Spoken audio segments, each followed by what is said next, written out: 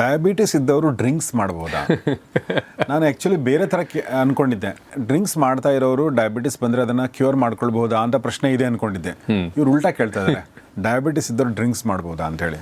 ಡಾಕ್ಟ್ರನ್ನ ಹಿಂಗೆ ಕೇಳಿ ಡಾಕ್ಟ್ರು ಆಯಿತು ನೀವು ಡ್ರಿಂಕ್ಸ್ ಮಾಡ್ಬೋದು ಅಂತ ಹೇಳೋಕ್ಕಾಗಲ್ಲ. ಸೊ ಇದು ಒಂದು ಡೆಫಿನೆಟ್ಲಿ ಡ್ರಿಂಕ್ಸು ಒಳ್ಳೆಯದಲ್ಲ, ಅದರಲ್ಲಿ ಏನು ಸಂದೇಹವೇ ಇಲ್ಲ. ಮತ್ತು ಕೆಲವು ಥರದ ಆಲ್ಕೋಹಾಲ್ ಒಳ್ಳೆಯದಾ? ಇಷ್ಟು ಪ್ರಮಾಣದ ಆಲ್ಕೋಹಾಲ್ ಕುಡಿಯೋದು is it not good for health? It's good appetiser. Red wine ಕುಡಿಬೋದಾ? ಬಿಯರ್ ವಾರಕ್ಕೆ ಒಂದ್ಸಲ ಕುಡಿಬೋದಾ ಅಂತ ಇದೆಲ್ಲ ಕೇಳೋರು ಇರ್ತಾರೆ. ಡಾಕ್ಟರ್ ಅಬ್ಬೆ ಫಿಲಿಪ್ಸ್ ಅಂತ ಒಬ್ಬರು ಹೆಪಟಾಲಜಿಸ್ಟ್ ಇದ್ದಾರೆ. ಹೆಪಟಾಲಜಿ ಅಂದರೆ ಲಿವರ್ಗೆ ಸಂಬಂಧಪಟ್ಟ ಡಾಕ್ಟ್ರು, ಹೆಮಟಾಲಜಿ ಅಂದರೆ ರಕ್ತಕ್ಕೆ ಸಂಬಂಧಪಟ್ಟಿದ್ದ ಡಾಕ್ಟ್ರು. ಸೊ ಲಿವರ್ ಡಾಕ್ ಅಂತ ಇವರು ಟ್ವಿಟರ್ನಲ್ಲಿ ಕೂಡ ಸಾಕಷ್ಟಿದೆ ಅವ್ರ ಬಗ್ಗೆ, ಅವರು ಬರಿತಾ ಇರ್ತಾರೆ. ಸೊ ಅವ್ರು ಹೇಳೋದು no alcohol is good alcohol ಅಂತ.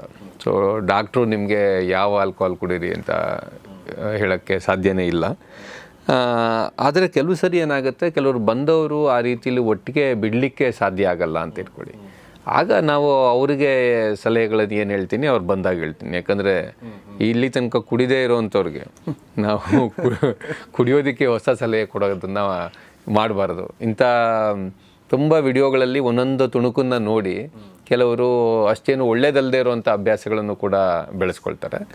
But I should only say no alcohol is good alcohol. ನಾವು ಅಂದರೆ ಯಾವುದೇ ಆಲ್ಕೋಹಾಲ್ ಕೂಡ ಒಳ್ಳೆ ಆಲ್ಕೋಹಾಲ್ ಅಲ್ಲ, ಒಳ್ಳೆ ಆಲ್ಕೋಹಾಲ್ ಅಲ್ಲ, ಮತ್ತು ಯಾರಿಗೂ ಒಳ್ಳೆಯದಲ್ಲ. ಡಯಾಬಿಟಿಸ್ ಇದ್ರೂ ಒಳ್ಳೆಯದಲ್ಲ, ಡಯಾಬಿಟಿಸ್ ಇಲ್ಲದೇ ಇದ್ರೂ ಒಳ್ಳೆಯದಲ್ಲ ಅನ್ನೋದನ್ನು ಡಾಕ್ಟರ್ ಹೇಳ್ತಾ ಇದ್ದಾರೆ. ಆದರೆ ಇನ್ನೊಂದು ಪ್ರಶ್ನೆ ನೀವು ಕೇಳಿದ್ದಿದೆ, ಅಂದರೆ ಡಯಾಬಿಟಿಸ್ ಅವರು ಕುಡಿತಾ ಇದ್ದರೆ ಅಂಥವರು ಕೂಡ ಈ ಡಯಾಬಿಟಿಸ್ ರಿವರ್ಸಲ್ ಇದಕ್ಕೆ ಮಾಡ್ಬೋದಾ ಅಂತ. ಖಂಡಿತ ಬರ್ಬೋದು. ಕುಡಿತದ ಬಗ್ಗೆ ಕೂಡ ನಾವು ಅವಾಗ ನಿಮ್ಮ ಜೊತೆಗೆ ಮಾತಾಡ್ತೀವಿ. ಅದನ್ನು ನಿಮ್ಮ ಪರಿಸ್ಥಿತಿ ಏನಿದೆ, ಎಷ್ಟು ತೊಗೊಳ್ತಿದ್ದೀರಿ, ಅದನ್ನು ಹೆಂಗೆ ಮ್ಯಾನೇಜ್ ಮಾಡ್ಬೋದು ಏನು ಅನ್ನೋಂಥ ಸಜೆಷನ್ನ ಕೊಡೋದಿರುತ್ತೆ. ಆದರೆ ಒಂದು ಮುಖ್ಯವಾಗಿ ಡಯಾಬಿಟಿಸ್ ಇರೋರದ್ದು ನಾವು ಮೆಟಬಾಲಿಕ್ ಸಿಂಡ್ರೋಮ್ ಅಂತೀವಿ. ಅಂದರೆ ಡಯಾಬಿಟಿಸು, ಹೈಪರ್ ಟೆನ್ಷನ್ನು ಮತ್ತು ಕೊಲೆಸ್ಟ್ರಾಲ್ನಲ್ಲಿ ಹೆಚ್ಚಿರುವಂಥದ್ದು ಇವೆಲ್ಲ ಏನಿದೆ, ಮತ್ತು ತೂಕನೂ ಹೆಚ್ಚಳ ಸೇರಿ ಅದನ್ನು ಒಬೆಸಿಟಿ ಅಂತ ಕರಿತೀವಿ. ಆ ಥರ ಇರೋರಿಗೆಲ್ರಿಗೂ ಫ್ಯಾಟಿ ಲಿವರ್ ಇರುತ್ತೆ. Okay, grade 1 fatty liver, grade 2 fatty liver ಅಂತೆಲ್ಲ ಕರಿತೀವಿ. ಅದು ಈ ಕುಡಿತಾ ಇರುವಂಥವರಲ್ಲಿ ಅದಕ್ಕೆ ಇನ್ನೊಂದಷ್ಟು ಜಾಸ್ತಿ ಇರುತ್ತೆ. ಅದು ಇನ್ಫ್ಯಾಕ್ಟ್ ಈ ಮೆಟಬಾಲಿಕ್ ಸಿಂಡ್ರೋಮ್ನಲ್ಲಿ non alcoholic fatty liver disease ಅಂತ ಅದನ್ನು ಕರಿತಾ ಇದ್ವಿ. ಈಗ ಒಂಚೂರು ಹೆಸರು ಬದಲಿಸಿದ್ವಿ, ಸ್ವಲ್ಪ ಮೆಡಿಕಲ್ ನೇಮ್ ಇದೆ. ಬಟ್ ಯಾಕೆ ಅದನ್ನು ನಾನ್ ಆಲ್ಕೋಹಾಲಿಕ್ ಫ್ಯಾಟಿ ಲಿವರ್ ಡಿಸೀಸ್ ಅಂತ ಕರಿತಿದ್ವಿ ಅಂದರೆ ಅದು ಆಲ್ಕೋಹಾಲಿಕ್ಸಲ್ಲಿ ಜಾಸ್ತಿ, ಆಲ್ಕೋಹಾಲಿಕ್ಸಲ್ಲಿ ಫ್ಯಾಟಿ ಲಿವರ್ ಅನ್ನೋದು ಜಾಸ್ತಿ. ಇನ್ನೂ ಸಿಕ್ಕಾಬಟ್ಟೆ ಆಲ್ಕೋಹಾಲ್ ತೊಗೊಂಡ್ರೆ ಸಿರೋಸಿಸ್ ಆಫ್ ಲಿವರ್ ಅಂತ ಕರಿತೀವಿ. ಲಿವರ್ನ ಸ್ಕಾರಿಂಗ್ ಆಗಿ ಅದರಲ್ಲಿ ಲಿವರ್ ಟಿಶ್ಯೂಗಿಂತ ಈ ಸ್ಕಾರ್ ಟಿಶ್ಯೂನೇ ಜಾಸ್ತಿಯಾಗಿ ಪ್ರಾಬ್ಲಮ್ ಆಗುವಂಥದ್ದು ಎಕ್ಸ್ಟ್ರೀಮ್ ಆಲ್ಕೋಹಾಲಿಕ್ಸ್ಗೆ.